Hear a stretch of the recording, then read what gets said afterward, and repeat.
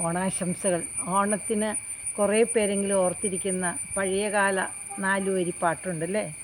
മാവേലി നാടു വാണിടും കാലം മനുഷ്യരെല്ലാരും ഒന്നുപോലെ ആമോദത്തോടെ വസിക്കും കാലം ആപത്തങ്ങാർക്കുമൊട്ടില്ലതാനും. പിന്നെ ആദികൾ വ്യാധികൾ പറഞ്ഞിട്ട് എനിക്ക് പറയാനുള്ള അടുത്ത വരികളാണ്. കള്ളവുമില്ല ചതിയുമില്ല എള്ളോളമില്ല പൊളിവചനം കള്ളപ്പറയും ചെറുനാഴിയും കള്ളത്തരങ്ങൾ മറ്റൊന്നുമില്ല.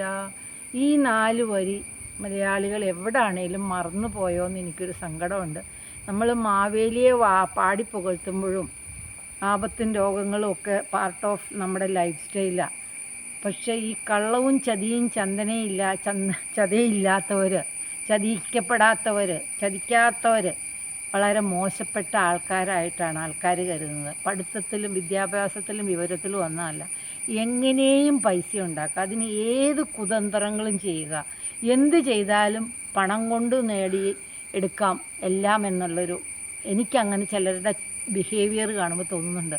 നിങ്ങൾക്ക് തോന്നുന്നുണ്ടോ? പറഞ്ഞു വന്നപ്പോഴാണ് ചോദിക്കുന്നത് ആപത്തും രോഗങ്ങളുടെയും കാര്യം. ഈ കൊല്ലം നമ്മളിൽ എത്ര പേര് ഗ്യാസ് ഓൺ ചെയ്തോ വിറകടുപ്പ് കത്തിച്ചോ എങ്ങനെയെങ്കിലും ഓണത്തിന് സദ്യ ഒരുക്കിയോ പായസം ഉണ്ടാക്കിയോ? ഇന്ന് ഞങ്ങളുടെ വീട്ടിലും ഒരു കാറ് വന്നു. എന്താണെന്ന് ചോദിച്ചപ്പോൾ പായസ കിറ്റ് വേണോ? ഇത്രയും കച്ചവടവൽക്കരിക്കപ്പെട്ട ബിസിനസ് ആയിപ്പോയിരിക്കുന്ന ഓണത്തിനിടയ്ക്ക് ഒറിജിനൽ ഓണവും അതിൻ്റെ സെലിബ്രേഷനും ആരൊക്കെ ആഘോഷിച്ചെന്ന് അറിയാനൊരാഗ്രഹമുണ്ട്. എത്ര കറി വെച്ചു എന്നോ എത്ര കൂട്ടം പായസം വെച്ചു എന്നല്ല, ഒന്നെങ്കിലും ചെയ്തോ എന്നുള്ളൊരു ചോദ്യമാണ്. നമ്മുടെ ആ ഒരുമയും സന്തോഷവും വീണ്ടും നിലനിർത്താനുള്ളൊരു ഓണാശംസകളോടെ. Thank you.